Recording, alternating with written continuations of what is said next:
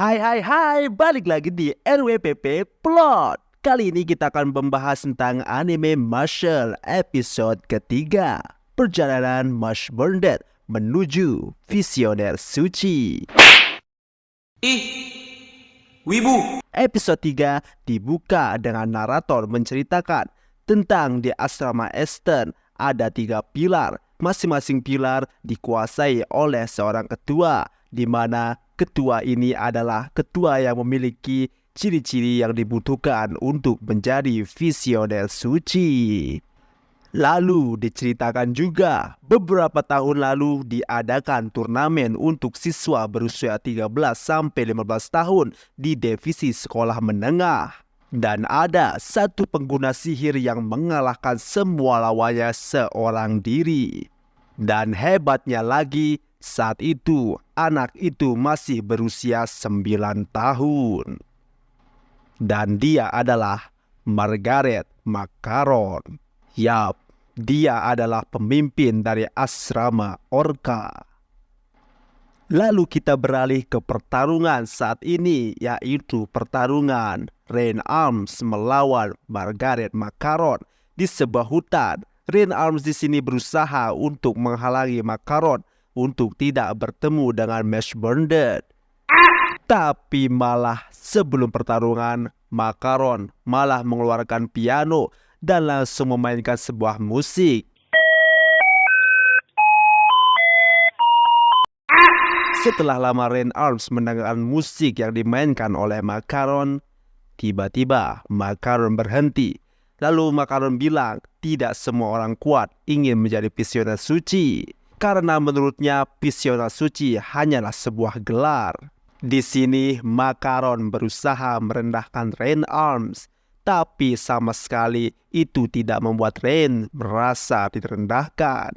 Pertarungan pun dimulai dari Rain yang menggunakan sihir pedangnya, Partisan. Itu mengeluarkan banyak sekali pedang dan langsung menyerang Makaron. Tapi di sisi lain Makaron menangkis dengan sihir sound yang memunculkan not-not musik dan langsung menghalau serangan dari Rain.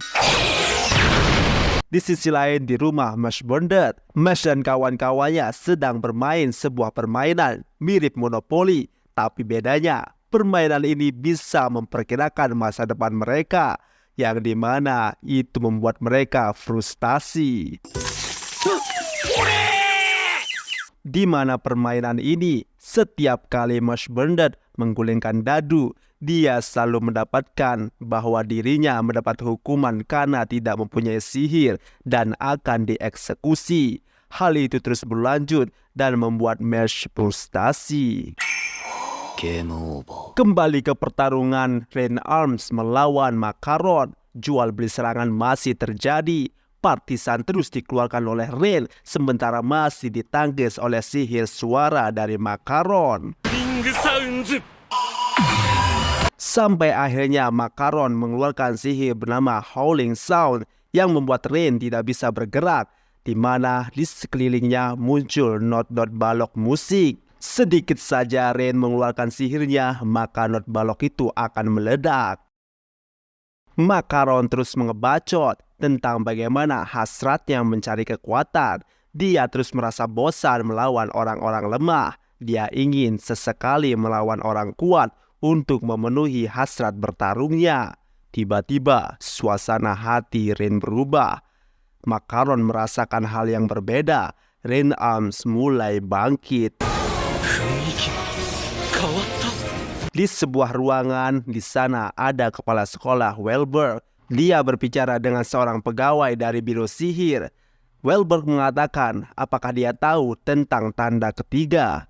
Pegawai keribu itu lalu menjawab bahwa setiap tanda, makin banyak tanda maka makin kuat orang itu. Termasuk orang dengan tanda ketiga, itu adalah sangat langka. Welberg mengatakan di Eston sedikit sekali orang dengan memiliki tanda ketiga, karena orang dengan tanda garis ketiga harus benar-benar dipilih oleh dewa. Dan Welberg mengatakan orang termuda yang pernah mendapatkan tanda garis ketiga ialah Rain Arms. Dan Makaron menyaksikan kebangkitan dari garis ketiga Rain Arms. Beralih ke rumah Marsh Burnett. Capek dengan memainkan monopoli keras kepala, Marsh Burnett pergi keluar untuk mencari udara segar. Tapi tak sengaja, ia malah melihat pertarungan Makaron melawan Rain Arms. Padahal tujuan awalnya keluar bukan hanya untuk mencari udara segar, tapi untuk memakan krim puff spesialnya, yang tentu saja dia tidak mau bagi dengan teman-temannya. Makaron terlihat terkejut melihat tanda ketiga dari Rain Arms karena dia tidak menyangka bahwa orang seumuran dia sudah memiliki tanda seperti itu. Tapi Makaron masih yakin Rain Arms tidak akan bisa bergerak karena walaupun dia mempunyai tanda ketiga, sedikit saja dia merapalkan mantra, maka Howling Sound akan meledak. Rain lalu berbicara, dia tahu jika Makaron disuruh oleh Alter Metal. Karena Makaron bukanlah tipe orang yang mau direpotkan untuk melakukan hal-hal seperti ini. Makaron lalu bersiap untuk menyerang Rain Arms kembali menggunakan sihir Sound Orchestra. Dua bawahannya siap untuk memainkan alat musik dan serangan terjadi.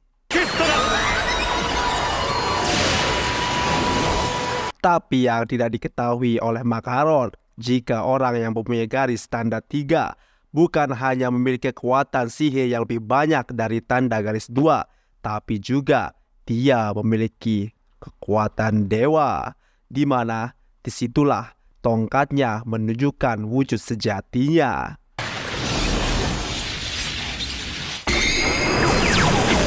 Benar saja, Rain mengeluarkan sebuah aura yang sangat kuat dan langsung menyingkirkan Howling Sound milik Makaron. Dan saat itu juga Rain Arms menyebutkan mantra Summon Ares. Tongkat dari Rain berubah bentuk menjadi sebuah pedang dan kekuatan sejati dari tongkat itu keluar. Rain Arms menyebutkan mantra Partisan Black.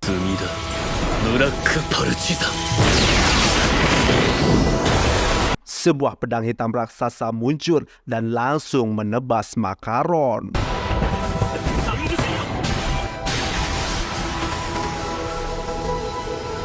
Tapi Makaron dan bawahannya berhasil kabur. Saat itulah Marsh Burnett keluar dari persembunyiannya dan langsung mengucapkan terima kasih kepada Rain Arms karena telah membelanya.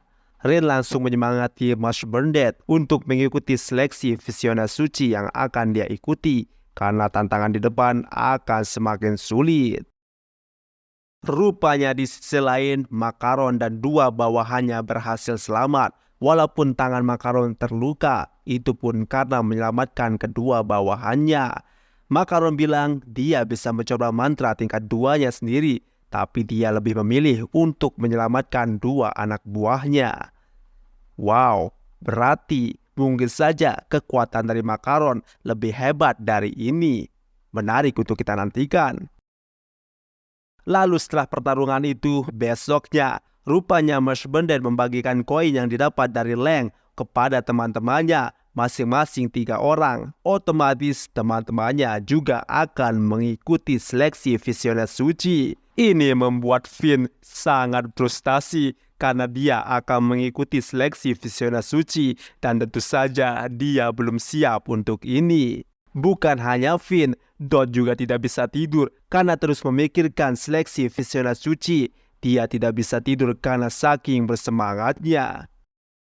Tadinya dibutuhkan 5 koin emas untuk maju ke tahap 2 yaitu seleksi Visiona Suci.